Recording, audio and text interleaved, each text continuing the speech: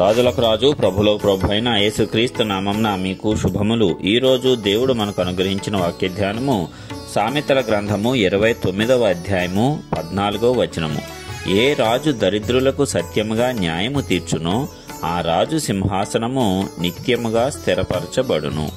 ప్రియులారా, ఈ వాక్య ధ్యానాన్ని మనం గమనించినట్లయితే సింహాసనం అనేది నిత్యంగా స్థిరపరచబడాలి అంటే ఒక కార్యము చేయాలి అని దేవుడు సెలవిస్తున్నాడు. ఏమిటా పని? దరిద్రులకు సత్యముగా న్యాయము తీర్చాలంట. నీకు దేవుడు ఒక అధికారం గనక ఇచ్చినట్లయితే దానిలో నీవు పేదలను కనికరించాలి, వారి పక్షంన న్యాయముగా నీవు ప్రవర్తించాలి.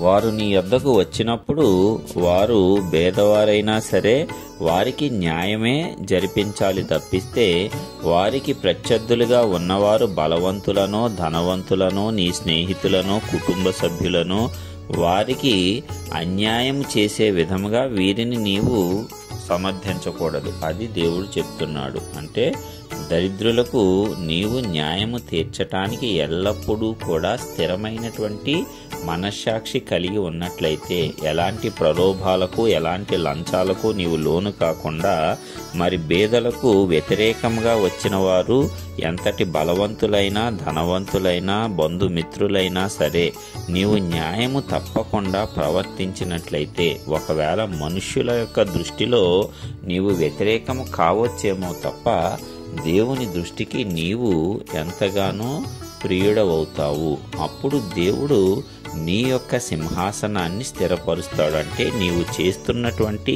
ఆ పనిని స్థిరపరుస్తాడు, నీకు ఇచ్చినటువంటి ఆ అధికారాన్ని స్థిరపరుస్తాడు, నీకు ఇచ్చిన ఆధిక్యతను స్థిరపరుస్తాడు. మరి ఈ రీతిగా మనము చూసుకున్నట్లయితే లోకంలో దేవుడిచ్చినటువంటి ఏ ఆధిక్యత అయినా సరే మనము నిలవబెట్టుకోవాలి, అది స్థిరముగా ఉండాలి. అంటే మనకు ఆ యొక్క స్థితిని కలిగించిన తరువాత ఇతరుల పట్ల ముఖ్యంగా పేదల పట్ల న్యాయము కలిగి మనము ప్రవర్తించుకోవాలి. ఎందుకంటే మన దేవుడు నీతి న్యాయములను అనుసరించి నడుచుకునేవాడు. ఏ స్థితిలో కూడా ఆయన న్యాయము తప్పనటువంటి దేవుడు. మరి అలాంటి దేవుణ్ణి అంగీకరించి అనుసరిస్తున్న మనము కూడా అలాంటి న్యాయవంతముగానే జీవించాలి అని దేవుడు కోరుకుంటున్నాడు. నీవు ఏమాత్రము కూడా ఇతరులకు అన్యాయము చేయకూడదు, పేదలకు అస్సలు అన్యాయం చేయకూడదు. అలాగూ చేసినట్లయితే వారి పక్షంన వాదించటానికి ఎవరూ లేరని నీవు అనుకున్నట్లయితే భ్రమపడినట్లే. పేదలకు వారి పక్షంన వాదించటానికి దేవుడే స్వయంగా ఉన్నాడంట. అంటే నీవు అలాంటి దరిద్రులకు పేదలకు వ్యతిరేకంగా ప్రవర్తిస్తున్నావంటే సాక్షాత్తు దేవునికి వ్యతిరేకంగా ప్రవర్తించినట్లే, దేవునితో నీవు వాదులాటకు దిగినట్లే. అలాగ దేవునితో వాదించి ఏ మానవుడైనా విజయం సాధించగలడా?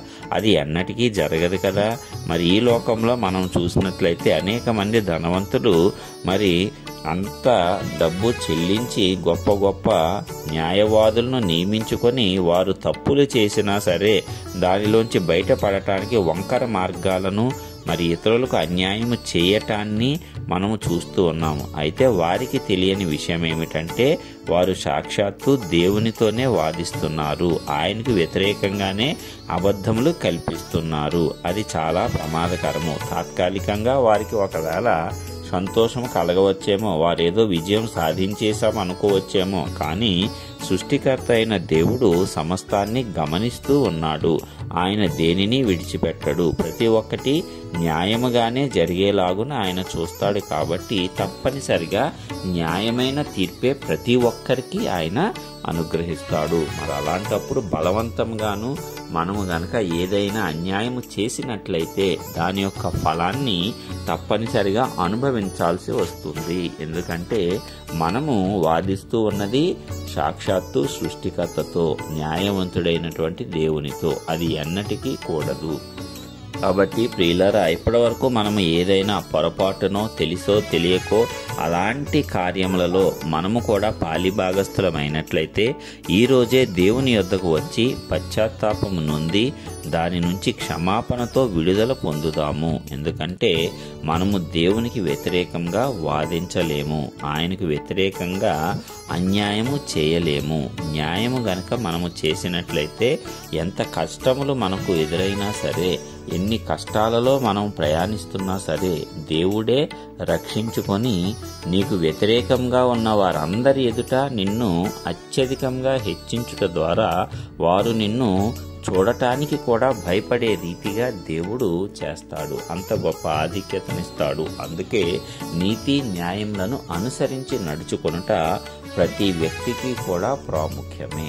మరి మనమందరము కూడా అలాగూ నడుచుకోవటానికి మనకు శక్తి కావాలి, సామర్థ్యము కావాలి. అది మానవులుగా అసాధ్యమే గాని దేవునికి సమస్తము సాధ్యమే. కాబట్టి దేవుణ్ణి మనము కలిగి ఉండి ఆయన ఇచ్చేటువంటి శక్తి ద్వారా అలాంటి న్యాయమైన ప్రవర్తన ఎల్లప్పుడూ సదాకాలము మనము కలిగి ఉందాము. అలా కలిగి ఉండటానికి దేవుని యొక్క కృప పొందుకుందాము. కృప పొందటానికి ప్రార్థన చేసుకుందాం. మహాగణుడవైన ప్రియ పరలోకపు తండ్రి, నీ యొక్క ఉన్నతమైన నామానికి వందనములు చెల్లించుకొచ్చున్నాం. ఇదిగో నీ కృప చొప్పున మమ్మల్ని భద్రపరిచి మరొకసారి నీ పాద సన్నిధిలో నిలవబడటానికి మాకు అవకాశం ఇచ్చినందుకు నీకే స్తోత్రములు. ఇదిగో మా దేవా, నీ వాక్యం ద్వారా మాతో మాట్లాడినందుకు నీకే స్తోత్రములయ్యా. మరి ఎవరైతే దరిద్రులకు సత్యముగా న్యాయము తీరుస్తారో వారి యొక్క సింహాసనము నిత్యంగా స్థిరపరచబడుతుంది అన్నావు. అది నీవు మాకు ఇచ్చినటువంటి ఎలాంటి స్థితిగతి అయినా, ఎలాంటి అధికారమైనా అది స్థిరపడాలంటే సత్యమును న్యాయమును అనుసరించే మేము నడుచుకోవాలి.